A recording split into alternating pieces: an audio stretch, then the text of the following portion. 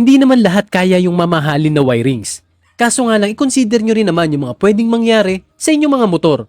Kagaya na lang, for example, itong relay na to. Okay lang naman gumamit ng murang relay, kaso nga lang may mga preventive measures para maiwasan na kalawangin agad ang mga ito.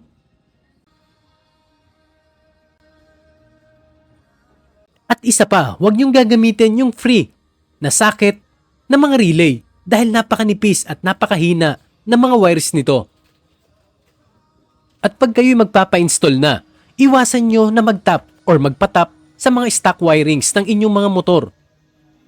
Lalo na kung puputulin ang inyong mga wires para isuot itong shrinkable tube.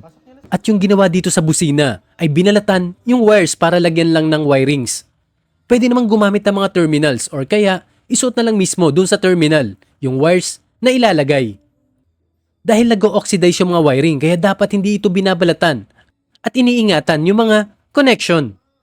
Isa pa yung paggamit itong tatlong halo switch para sa ating mga ilaw or auxiliary light. Madali ito magkaroon ng corrosion at bigla na lang hindi gagana ang inyong mga auxiliary light pag ito'y naging ganito na. Kung gusto nyo talagang gumamit ng halo switch, ito yung gamitin nyo, yung may socket sa likod para madaling palitan.